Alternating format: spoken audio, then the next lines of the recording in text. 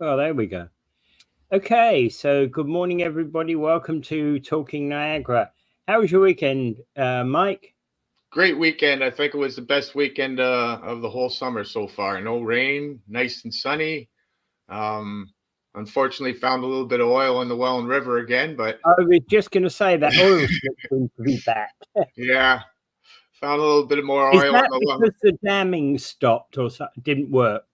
Well, the one thing that was good was I managed to get up top and I seen there's another stream that feeds into the place, and the stream wasn't running yesterday, so that excludes about 4 factories, right? So Okay. so that should help isolate the situation a little more for the ministry. I emailed them Well, yesterday. also the other thing about that is who the heck is working on a Sunday? Well, there's obviously a weekend process that's happening that's causing oil. Now that oil could go into the stream into the base part where the pipe sits and drop a blob of it, and then that could slowly trickle into the Welland River for a couple days, right? That's true. Yeah. Yeah, I So I guess. think there's a process happening on the weekends, Friday, Saturday, Sunday, and and something's happening on the weekends that's causing that. Whether they're cleaning something out, that there's something going on. Yeah. Also, the other thing is, since it came up and is in the news, etc., maybe they're just trying to clean it out of the weekends. We're hoping that people like you are not looking. I always like to look on the bright side and hope it's an accident and not being I malicious, know, right? I know, I know. But hey, place yourself in the factory that you did. This happened 3 weeks ago, and you kind of just want to kind of get rid of the remaining evidence. Yep, yep, it's a possibility, but I don't like to throw those stones unless it's proven, right? Yeah, I know, I know, I know. Yeah. Okay. So Canada was involved in Olympics Day One scandal. Kind of Apparently, crazy. what? So Canada is actually the women's football soccer team in Canada is actually the reigning gold medal champions, aren't they? And what did they do? They put up a drone to watch another team, to watch a New Zealand practice in a closed door practice session. Yeah, I just couldn't believe that happened, and they got docked 6 points for it. 6 points, yes. 6 points. So The now they've most won they their could first get, two games. They got their 6 points. So they play Colombia, I think, tomorrow. And if they beat Colombia, they got a chance to make it into the rounds again. yeah, I know. So they actually have a chance to do this, and while being punished by 6 points, that's 6 points. Pretty well, everybody thought would eliminate them, right? Well, yeah, because the point being is you get 3 points for a win, so that's 2 wins gone. Yes.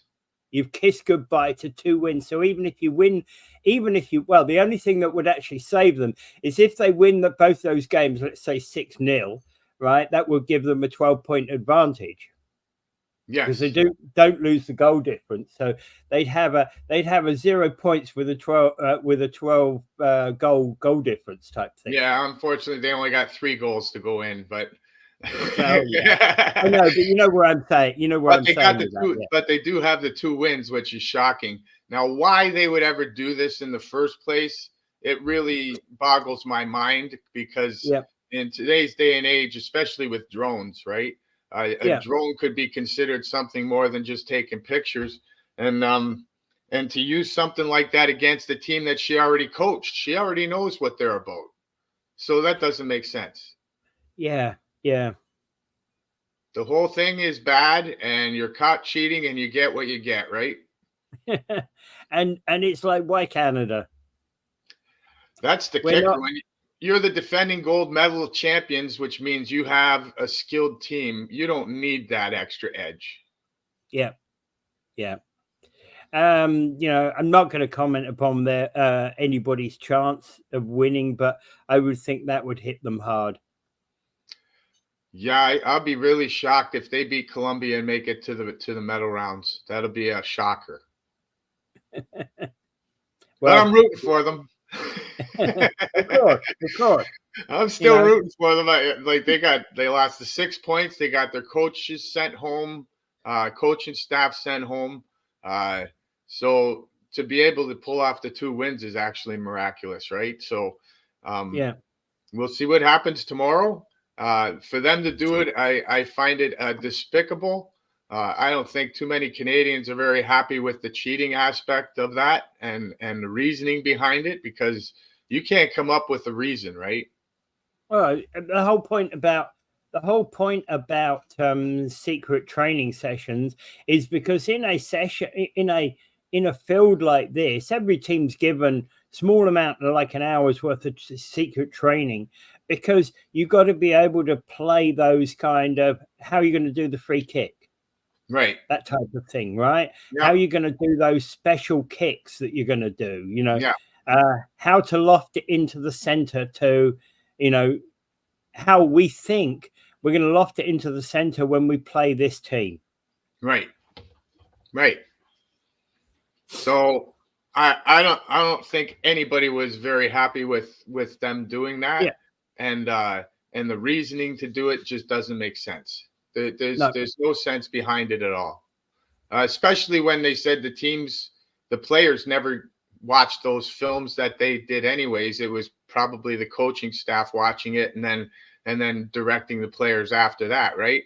So to do something like that and put the team in jeopardy like that, I hope they don't ever give her a job again. Yeah. And actually, you move on from the team, you know exactly, it's the whole point about, for example, when England were playing in the Euros, or any of the, those kind of matches, that's the whole point about actually having teams who play in foreign leagues, having players who play in foreign leagues. Like the Spanish, who've got lots of players that play in the English league, because they learn about the style of the English players. Right. Yes. Yeah, and take it home or take it to the coaching staff and go from there. Exactly. They tell the other staff that player will do this in that situation because they know it. They're either on that team or they played against that player, so many times. Yes. And all the different leagues are all talented. So your talent can go everywhere and you're not going to miss, There's not a huge amount of difference between playing in the Premier League and playing in, and playing in the Bundesliga or playing in the Spanish. I don't recall the name of the Spanish league. But they've proven that by moving the players around, and you see that they don't stand out anymore because the skill level is just as high. Yeah, absolutely. Yeah, so hopefully Canada could win that game in Colombia tomorrow and make it to the medal rounds. And I'm rooting for them and find a new coach for sure. Yeah. All right. If they brought back the same coach, I would find that really problematic. Okay, so Niagara Region is to clamp down on bad behavior and placards during meetings. Okay, so protests at City Hall, placards at City Hall or regional headquarters are not new. Bad behavior should always be clamped down upon. Make your point by making a speech. Don't shout out at a council member. Yeah, there's ways to do things and tasteless ways to do things, and people come up with different ways that they think are going to work. Bringing anything extra into council meetings never makes sense. Too many crazy things happening in politics today, so you don't need any extra objects in there either, right? But again, you could bring a little binder in like this, and when you open it in a certain location, it could say something, right? Yes, yes, yeah. And that sort of thing is kind of, yeah, it's borderline, but hey, you know, it makes a point, but in a, in a respectful way. Yeah, some people went into the meeting with place cards and did the surprise thing and thought they'd Shanghai Regional Council with them, and this is the result of it, right? Um, Yeah. so when you come up with a bright idea to do some kind of demonstration, you usually take away rights of other people. Yeah. And I get why particular people might well wear colored scarves or things like that, but I think a large placard is not called for. Yeah, yeah, they got away with it once, and now you got the rules in, so it won't be happening again. And people are all upset about it that like to do that kind of thing, but most of us, would do a verbal demonstration and ask for the time on the floor rather than do that, right? Yeah, and by the way, there is another aspect to this one. I noticed that decision. Okay, so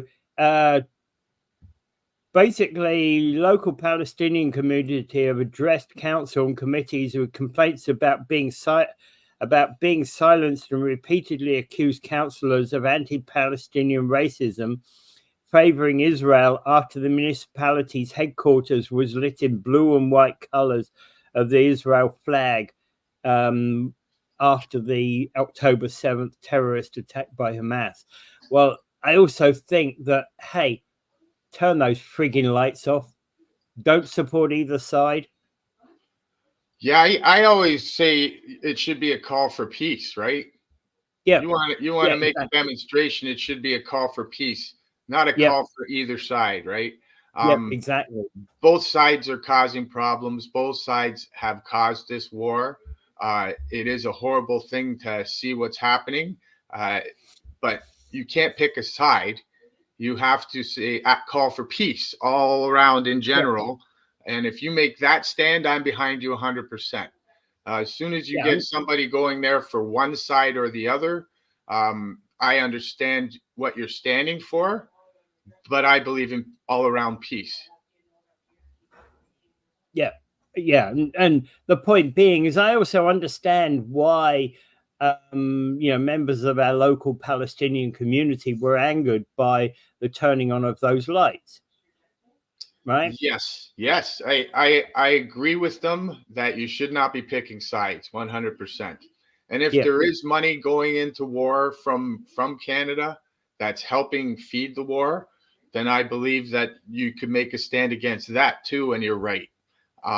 But I don't believe we should be picking sides. yeah.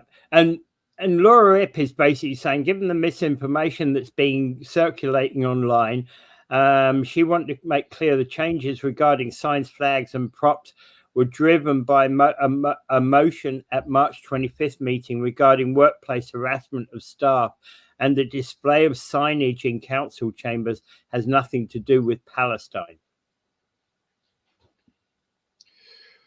I don't know Even what the though, signs. I don't even know what though the the sign said, but if they were personal attacks, you know what I mean. Like yeah, I'm sure the that some of argument, them were personal attacks and stuff, and um, if they were or if they're out of line, then they don't belong there either. Like we said, we don't believe those signs belong there in the first place. yeah, and like, and you know, yeah, nothing big belongs there. No, absolutely. Yeah, and Yeah, I don't think anybody's against Palestine per se, uh, but like you said, they should not have shown the colors for Israel either. They were wrong in doing that. yeah, and hey, from what Laura Ip is basically saying, so there's plenty of other sets of people who have been making signs, putting signs up in city council chambers. But then again, around the world, how often has that happened? Probably a lot. Yeah, yeah, it's a protest, right? So Yeah, protest is and going to happen, and in all reality, how often do we get to have our voices heard, right? Yeah, not very often, It's pretty hard, and sometimes you have to do a protest in a different way for it to stand out. I understand that 100%, being a person that protests a lot to government.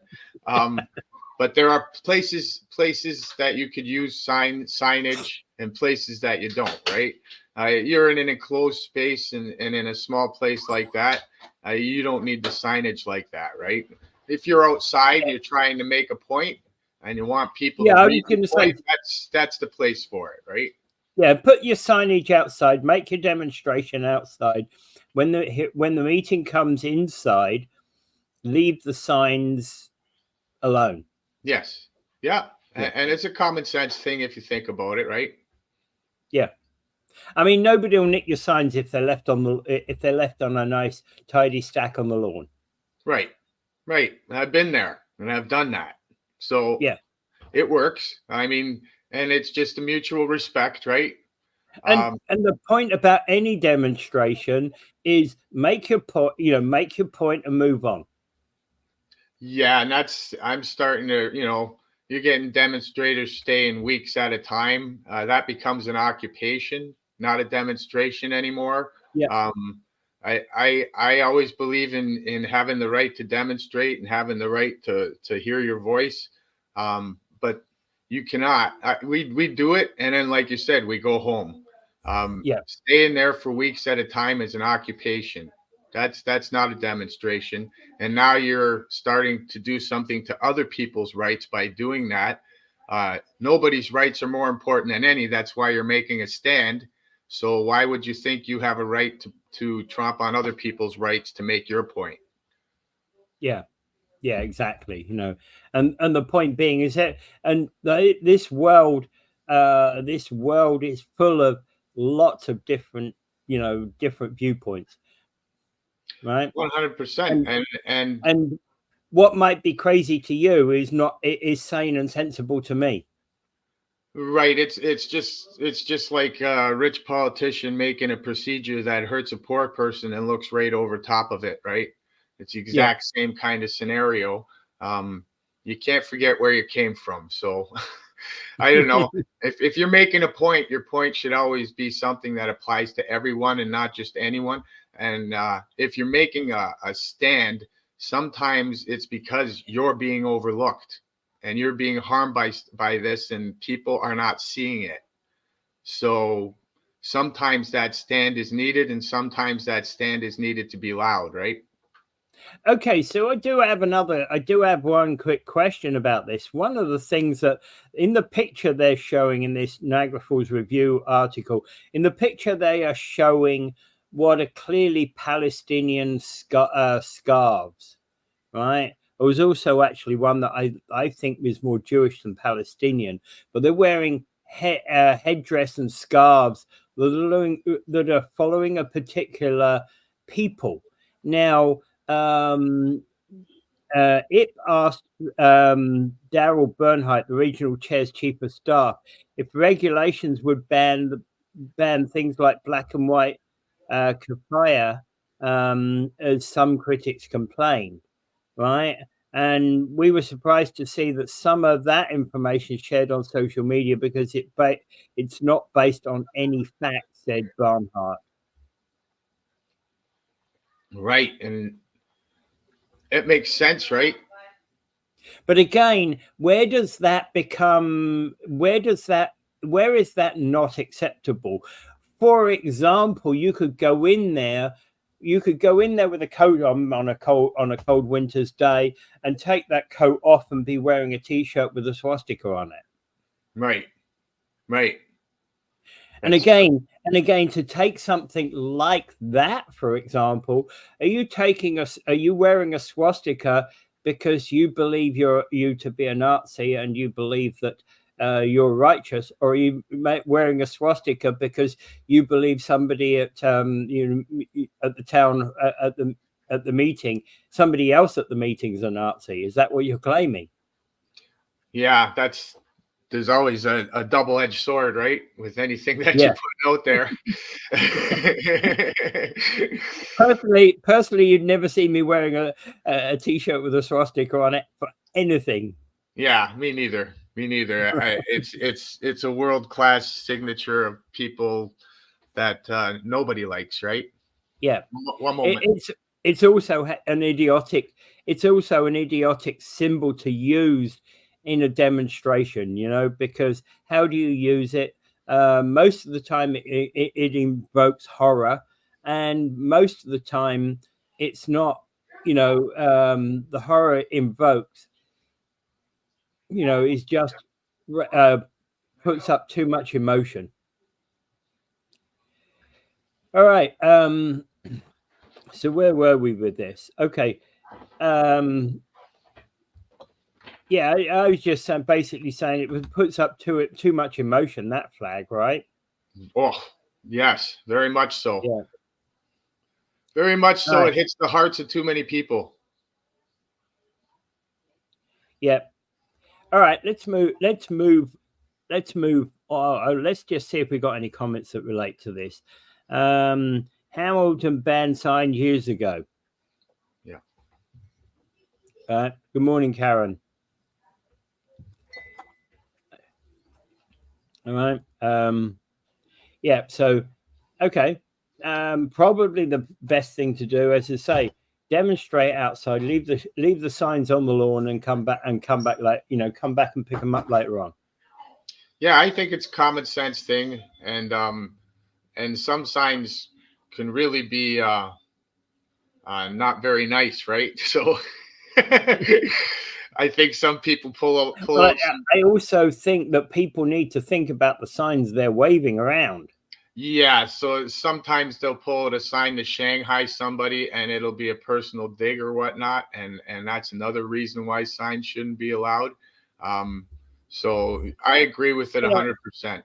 Yeah, it's all very well to make your point, make your point about, to make your point about whatever that point is, but leave that point out, leave that point outside. Yeah, if you're gonna be personal, you're opening a page that shouldn't be opened. Politics is getting pretty dirty with the way people think that it should work, and and it doesn't work that way, right? You can make as much noise as you want, but if you don't vote, then that's what happens at the polls is what matters, right? You want to make a noise, you should be making a noise at the polls. People don't get it. They think that, okay, the elections happened and now I could go out and yell and scream and change things. Well, yelling and screaming isn't going to change things. You got to change things at the polls. You got to change things in procedures and law. You can't just yell and scream and expect that to change anything. Yeah. Oh yeah. Yeah, absolutely. And if you're going to be if you're going to be making your point, better off making it the point at the ballot box. And especially if you're coming to this country, you're becoming a Canadian citizen, and you come from a country that never had the right to vote. Use that right to vote. Yes, I think it's the only time that your opinion matters to the government. Everybody says your vote doesn't matter, and it's the opposite. It's the only time your opinion ever matters, and it's the only time the government ever wants to talk to you. Yeah. Okay, so or those wishing to be in power want to talk to you more correctly. Yes. whether that is the monster raving loony party or calm, cool and collected party, right? Well, yourself, you send an email to city council, usually only one, sometimes two people will answer. But if it's near election time and you send a letter out, all of a sudden 5 or 6 are answering, right? Yeah. Yeah, exactly. And the irony is those one, maybe two are the ones, well, you get the bullshit responses, but you get the the city is intending to look at that when, right? Yeah. That's what I call the bullshit response, or it's not within our remit to do that. Yeah, and the other Right. one is call me, because if somebody's telling you to call them, they don't want it on the record. Yeah.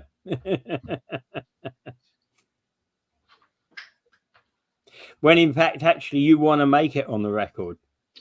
Yes, yeah, but when it's a phone call and somebody tells you to call them, but then again, if I were at City Hall and somebody came up with something, I might say, call me, because, hey, Mike, that's an interesting point you've got there. I've never heard about that.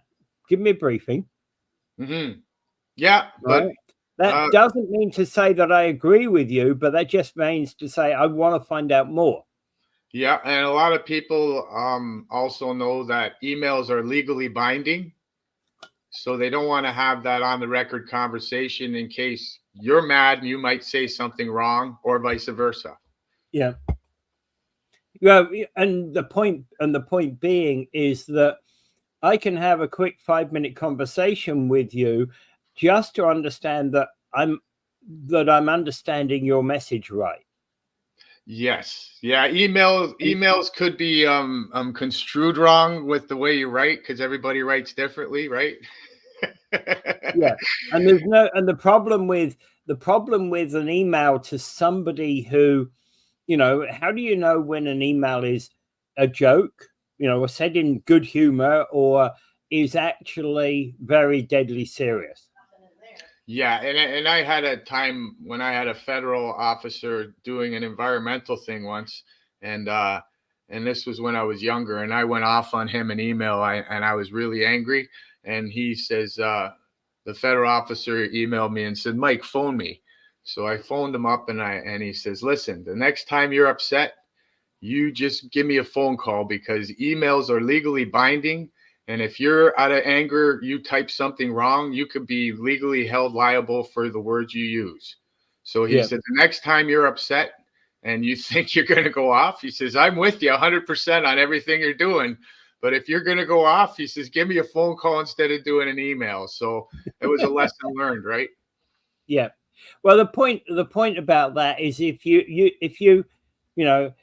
you're saying something defamatory, let's say about either members of the city council or regional council or something like that, and you quote it in a letter, but you're sending it to an MECP officer, right? That MECP officer is, you're speaking that to a third person, so it's actually written defamation. Yes. Yeah. No, he's right. Like, if you're angry, you have tendencies to, say something that you don't really mean, or you might say it wrong, and spew it off, and that's legally binding. Yeah. Yeah, absolutely. Right. Okay, so moving on. YMCA Community Hub and EarlyON Childcare Center is opening at the Fairview Mall. Hey, isn't this 100 meters or so from the old YMCA? Yeah, it's weird, eh? Yeah. And that it's used under the same thing, YMCA. Yeah. It doesn't make sense, does it? Yeah. Why haven't we got the YMCA building open doing this? Yeah, I'm thinking because the YMCA building costs too much. I'm not sure. It's a cost factor for sure, right? Well, actually, it's also that's the YMCA building in St. Catharines, I believe, also had a swimming pool in it, didn't it? Yes. Yeah. So it was a on a day like today, it would have been an earning opportunity as well for that organization. Yeah, it's strange how that worked out. I'm sure there's legality reasons behind it or something. There's something behind it. And I wonder how much is this free? Or is there a cost to this? Yeah.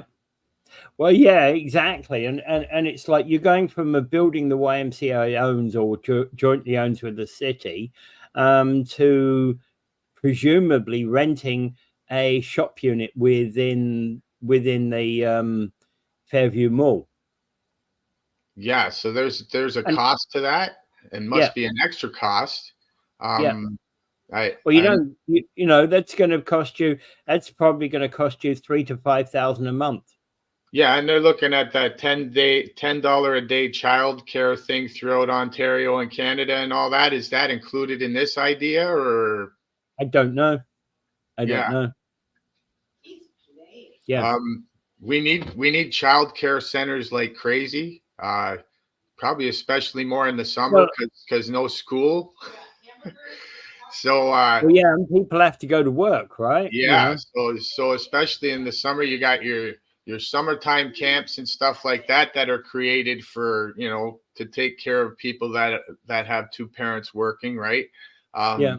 And this is probably another one of those things that has to be done in the summer because there's no school, right? School is a built-in babysitter for a lot of that, right? So. Oh yeah, exactly. Because the thing is, come summer months, sure, mother can take off a week or so, and father can take off a week or so. You know, yeah, they're not getting the whole summer off. But you ain't getting the whole summer off, yeah. Unless you're a crossing guard. Yeah, and that's a great one for you. You know, so you're back at it. You're back at it, of course, next year. Yep. Oh yeah. Yeah. Yeah, it's a good marriage. Is that your career from now on, crossing guard? Yeah, I'll probably be doing that till I'm 75, 80. Gotta make up for that time I missed, right? So you know, when you do that job, if you'd have been elected to city council, you'd have had to given that up. Yes, and that never made sense to me. That doesn't make sense at all. Why do you got to give up a job when the job isn't required for you to quit? It's not that you've got to give up a job, because I wouldn't have had to give up my job to go work for city council, but it's just that you would have been an employee of city council as well as a councillor, and you can't be both. Yeah, it still doesn't make sense to me though, because as a city councillor, almost everybody has another job that they have to do, right? Yeah. So why do you have to give up the job that you got when nobody else has to? Although a couple other people that were running for city council, it's called a conflict of interest, Mike. Yeah, is it a conflict of interest though? It is. Think because so? Now you can vote yourself a pay rise. Yeah, I guess so. You know. Although I'm not saying, you know, I know that you would basically say on point 15 there's you know, on point 15.2 there's actually a conflict of interest, and I will be out of the room for the discussion of that one. And that's the sort of thing that both you and I would do, right? Or if we were involved in it, if we were involved in that discussion and then we suddenly realized that there was a conflict, we would put our hands up and say, Mr. Mayor, I have to leave the room because of a conflict of interest. Sorry. Yeah, and that should be the way it works, in my opinion. I don't think you should have to give your job up. I like my job. I like what I'm doing. And not only that, it took me 8 years to find a job that I could do. So with my injury, right? So yeah, I had to quit 3 office jobs because I couldn't do them. So it took me 8 years to find a job I could do, and to have to give it up would really stink, right? Yeah. Well, yeah, but you're not standing for city council right now, are you? So no. It's not, you know, I don't know whether you will again, you know, but anyway, I think actually given where we were with, you know, I think, no, look back upon it, standing in 22 was a bad thing, because with the continued onset of COVID, I think we needed to actually do it. You know, the time would have been in 26, not in 22. Right. But who could pick the time, right? You Yeah, know, I know. so sometimes I you know. can't do it, right? So, I know. I know. Anyway, so we were talking about the opening of this YMCA community hub and EarlyON childcare center at Fairview Mall. And I just find it's disappointing that the Y doesn't have its own premises. And clearly the Y is involved more than just community hub and EarlyON childcare. yeah, and a lot of YMCA's had problems like ours did in our city, and they're very expensive, right? They're such big buildings, aren't they? Yeah, but it seems to be running good now as a community center, as opposed to the Well, Y. yeah. And I don't know why That I think is that I these think is what you have to do. Make it more of a community place yeah, and than I the think Y. those buildings could self-support themselves. You got a swimming pool, you got a gym, you can make, Yeah. you can make money off that to self-support the whole thing, right? Um, And so and you see the other thing is that YMCA, Young Man's Christian Association, right? And we have people in our community who are not Christian who yeah, might have a problem going to such a place. soon as you put a religious title attached to something, then that's the only group that'll show interest usually, and the other groups will not, right? Um, Yeah. if it's something for the public, it should be something for the public, not just a specific race, religion, or Yeah. creed. Yeah. So Exactly. yeah, I find it And problematic when they attach different religions to it, because then you've just pushed a lot of people away, right? oh yeah, and that's a problem. Definitely a problem. All right. Anything else on that? I wonder if we've got any comments on that. No comments. Right. Okay, so moving on. So Ontario's Land Tribunal is basically dismissed a Crystal Beach neighborhood's appeal against Fort Erie's short-term rental bylaw. So that's kind of what they're basically. So the passing earlier this year about legislation aimed at boosting Ontario's housing supply means that a neighborhood group was hoping to plead its case against Fort Erie's short-term rental bylaw is no longer able to do so, because basically the courts are clamping down on that, right? So on Monday, Mayor Redicott provided an update to Town Council on the Ontario Land Tribunal's dismissal of an appeal of amendments of the Fort Erie official plan and zoning bylaws relating to short-term rentals. And basically, there's nothing that, the city's bylaw is permitted to go ahead. So the Ontario Land Tribunal, I personally have a problem with them. I think they're very corrupt. Well, They one of the seem problems with OLT is it's a concept, which is that we have a tribunal. We're in the third naming. We've had the third name in the last 8 years, I think, for this tribunal. It needs to be a tribunal that will, on balance, fairly review concerns about decisions by local cities and planning matters and other matters. It could be an individual house, or it could be it could be a whole community or a neighborhood, right? Yeah, and probably 90% of the decisions rendered by our city council are an assumption that the Ontario Land Tribunal is going to crush it, so we're going to just vote against this anyways. You know what I mean? Every time the city wants to, if there's a proposal to the city or a complaint to the city about something that's going to go to the Ontario Land Tribunal, the city just says the Ontario Land Tribunal is going to vote this way, so we're not even going to bother spending money on this. We're just going to do this. So the Ontario Land Tribunal seems to be a bully to the municipalities in a lot of ways. Well, I've got a client. We've got a situation in St. Catharines, and there was a decision that went against them, and I said, well, your next step would probably be going to the Ontario Land Tribunal, and my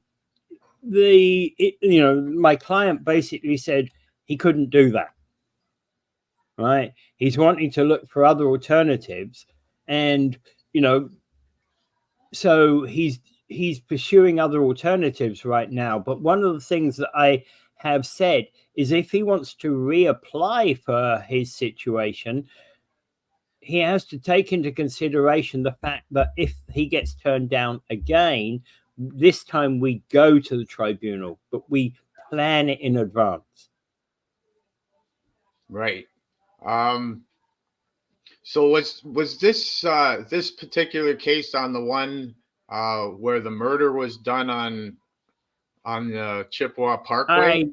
No, I don't know. No, this is actually the one in the newspaper is talking about a division of Crystal Beach that's waterfront residential zone on west of Craft Road, to the western boundary of Lake Erie.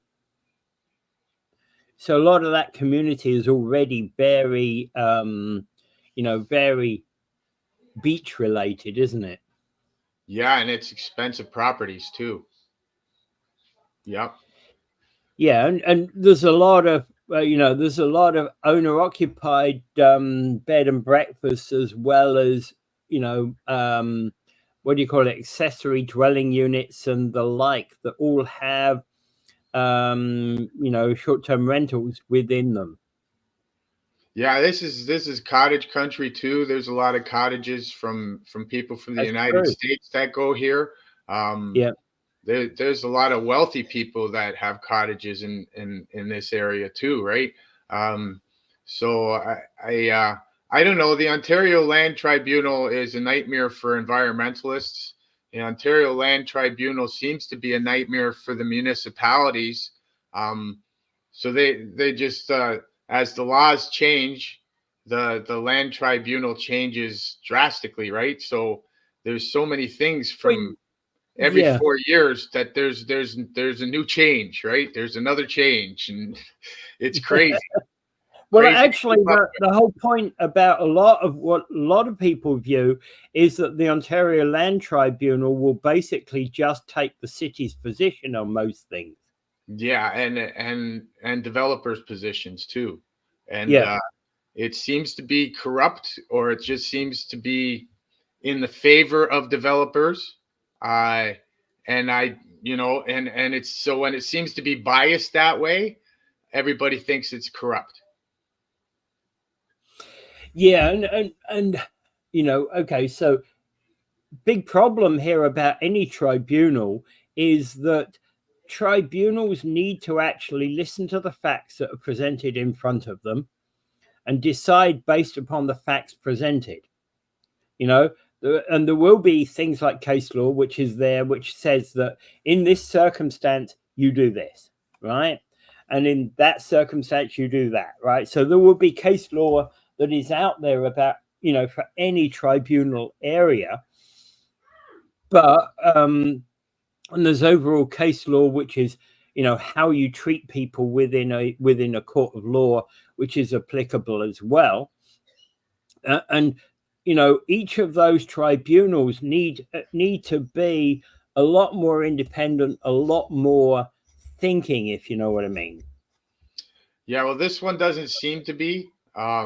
It's got a mind of its own. It's its own little entity, and it's a nightmare for citizens and environmentalists.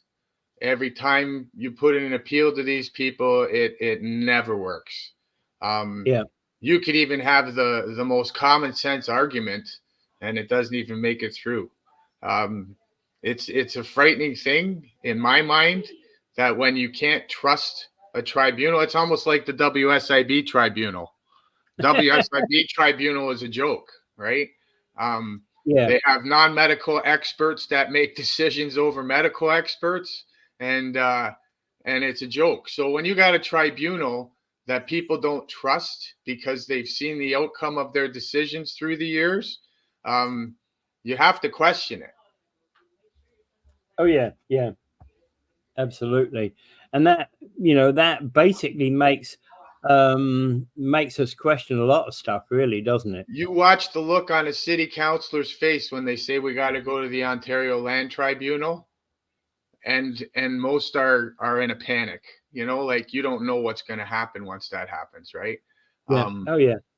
Or they're happy it's going to the tribunal because the tribunal is going to see it their way automatically, right? So Yeah, yeah, and exactly, because exactly depends upon the individual situation, but that's essentially how I read it. They're going to look at this as, well, um, we want this to happen. The individual member is, or my goal with this is whatever their goal is, right? And let's not play with that one, right? The individual council member looks at their own personal goals out of this and actually does consider what the OLT is going to, may well be doing in that scenario. Yeah, we got a situation right now where the city wants to build by SciTech and the province and the region say no, right? So the city's willing to go to the tribunal because they know the Ontario Land Tribunal right now is in such a rush to build more housing that their idea of red tape doesn't seem to be the same idea of red tape from the federal government or the regional or the municipal. I think all three governments have to sit down and decide what red tape really means, because the Trudeau government says they wanted to get rid of red tape so that you could build houses better and faster. So the Ford government's idea of getting red tape is cutting environmental policies and other policies that protect things. The municipals' idea of red tape is a totally different thing because they have different problems, and same with the region. So when someone says the word red tape, what does that mean to each level of government? Yeah, I know. It's frightening. Yeah, it is. And actually, and that's part of the problem that we face, is that red tape for one level of government is not red tape for another level of government. Correct. And it's being displaced that way. And then we have the municipality of Niagara Falls that didn't even get in a dime of money from the federal government, even though they built so many new neighborhoods and they've went over the requirement of how many houses have to be built.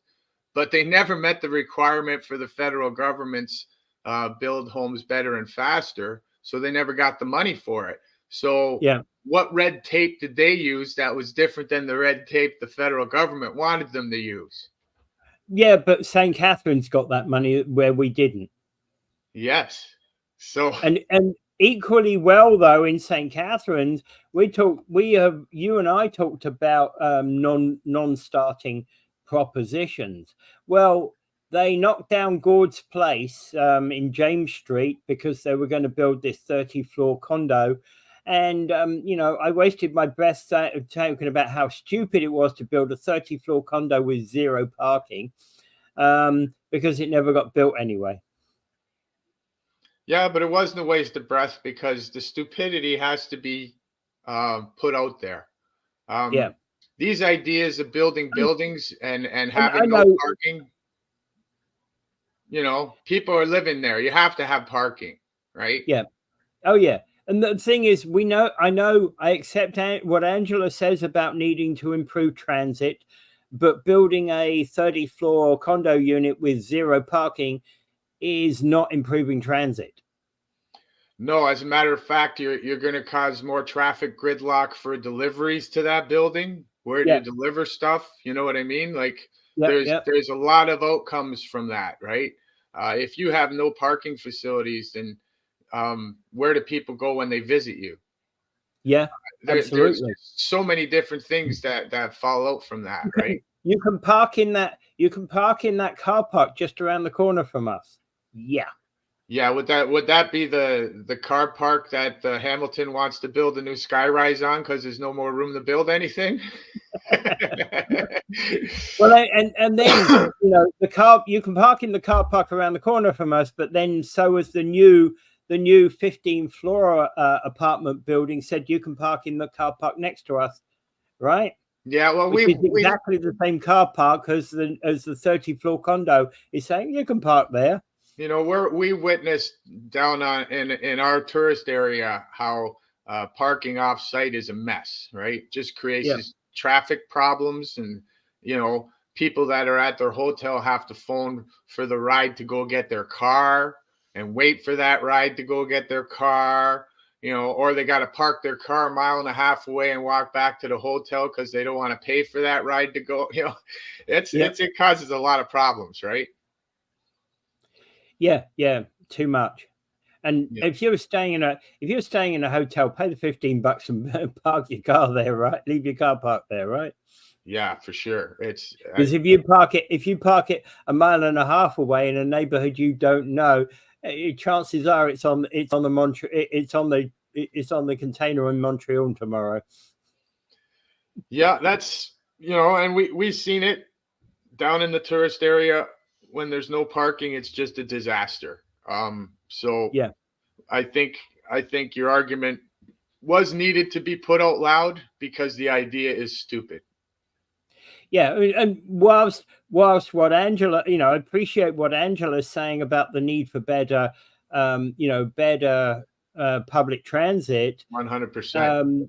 You don't. Public transit doesn't appear like that the moment you build a new 30-floor condo building with zero parking. Well, no, because they've raised taxes on your gas without putting forward a really good transit system so that you would use it. So you should never do things like that. You should have the transit system already set up in place, and it should be cheaper so that it makes sense to not drive. And the other day, by the way, one of our local people put up this poster about how Luxembourg's got free transit. Well, you can put the size of the country of Luxembourg in the size of the city of Toronto, right? Yes. Remember that. And but with a population of a quarter of Toronto. Yeah, we forget how big our geographical areas are. And the thing is about this is that Luxembourg may have free public transit for everybody, but hey, let's concentrate on getting public transit out there first before we start thinking about free.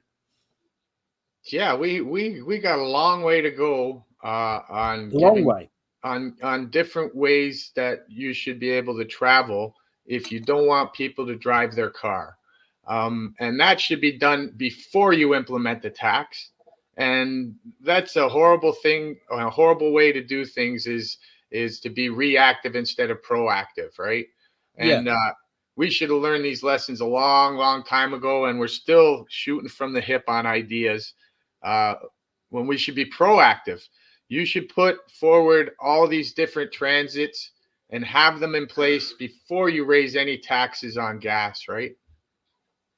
Right. Niagara Falls built a massive off-site parking lot in Chippewa and routed all bus movements specifically around it. Well, not quite Chippewa. That's the oh crikey, what's that park called? The one where basically the buses go to Rapids View Park, isn't it? Yeah, it was supposed to be a people mover system. It was supposed to be a great idea that all cars would park here instead of driving on the parkway, and then the people mover system would be clean source of energy, and it would deliver the people everywhere they want to go. And but as Randy says, it remains empty all tourist season. Yes, it is a total disaster. They never ever got it off. They And should have. nobody even marks it. Hey, Rapidsview Park parking here, and there's no sign at the edge of the city that says for all tourist zone parking, use Rapidsview Park It parking. was a horrible failure. Hotels should have been using it right off the hop. The whole idea was to try and get cars off the parkway, right, and out of Clifton Hill area, and alleviate all the bottleneck, right. And it was a great idea. It was just never run well. You could have implemented it There's buses citywide, go right? in and out. There's buses go in and out of that section, but they go in with 10 passengers on them. They come out with 10 passengers on them. Nobody gets on or off. There's no push for it. There's no, they were going to shut the parkway right down altogether for cars, right? And that was the plan. But they never made it. They never made it mandatory in any way. They never got the hotels on board with it. You know what I mean? You should have had every lobby. Here's the people mover system. This is what we're promoting to keep our parks clean, to keep our air nice, to try and promote the thing. It wasn't promoted in any way. It still isn't today, right? A huge parking facility for nothing. Yeah, right. And yeah, I have a friend that lives where there is a next to nothing for visitors parking. I have made the decision that I can no longer visit her at her residence.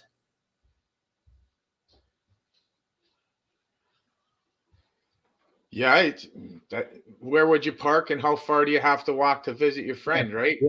Yeah. And if you have a disability, like Karen does, then it just becomes too much of a burden, right? Yeah. And in fact, actually, therein lies a trouble, because when you're talking about people with disabilities, that is always a challenge as to how do you deal with that? Well, we've talked about that before, that people with disabilities are pretty well forgotten in a lot of these cities and a lot of these buildings, right? Until you are the person walking with that cane or in that wheelchair, experiencing what it takes to just move through a place, just go to the bathroom, take a shower, stuff like that. Walking somewhere, walking through a door, walking up and down steps, as opposed to a ramp that's built. There's so many little things that we overlook. But if you are the one that's disabled, it's huge. Yeah. Well, in fact, actually, and when you could, there's so much we can say about that. I'm not going to even start. yeah, it's a big conversation for sure.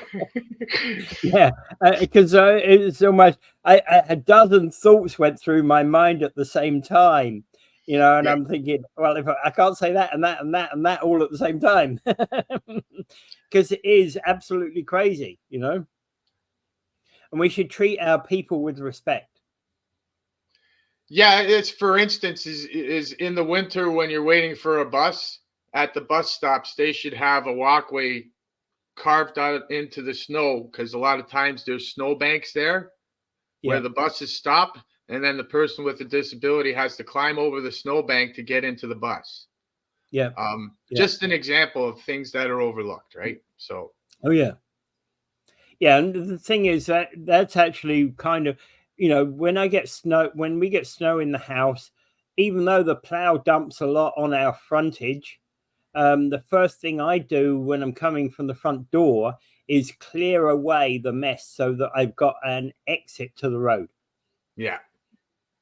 Yes. Right. Which allows the postie to get in. Right. Allows us to get out. Yeah. The rest of it, we take care of it afterwards. But that's always first thing to do. Well, right? See, how many people with disabilities have to have a car, so that's the way they get around, right? So if you have a building without any parking, then that person with a disability and their only way to get around is a car. is going to have to park a mile, going to have to park farther away and walk to their building. So I think that parking has to be coincided with how many people are living there. And what do they do sometimes? A parking space and a half per apartment building.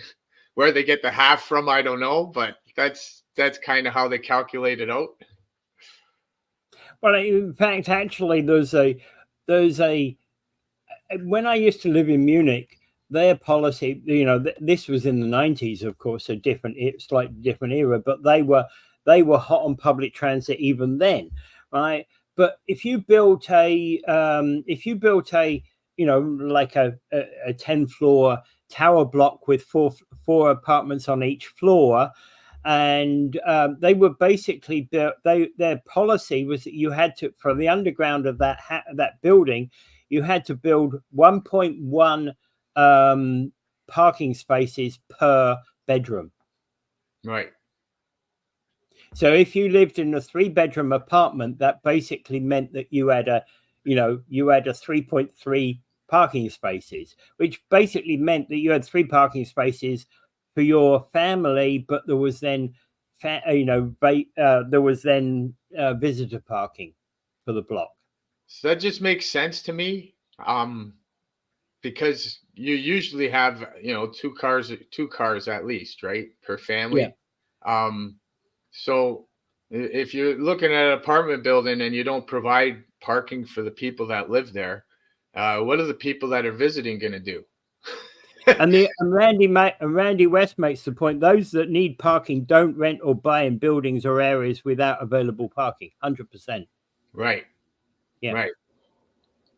And the transit, and irrespective of anything else, transit options. Even if you've got a car and you parked your car at home, and if there's good transit there available.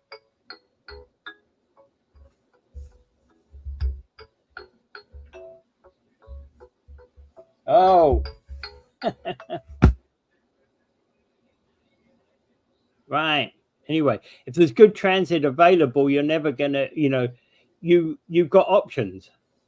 Yeah, if you got like 3 apartment buildings and there's 300 people in each building, you should definitely have a bus stop in front of that area. You have to plan things properly. Or 2 or 3, depending upon where those places might go.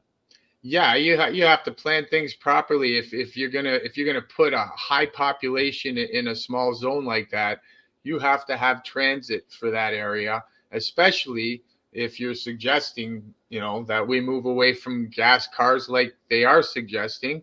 Then again, they should be coming up with the transit ideas before they do all these things and before they plan all these things. Plan ahead. Yeah. Yes. Proactive approach instead of a reactive approach is always better. And again, I always fall back on the gas tax because it drives me crazy that you shouldn't come up with a tax and tax people without a plan first. And our whole city and everything is under that too, right? As we're expanding, we have to come up with better transit systems for sure. And I better end this because this phone nightmare is not going to stop. Okay, have a good day, Niagara. All right. Yep. And we'll talk again tomorrow. Yep. Have a good one. All right. Bye.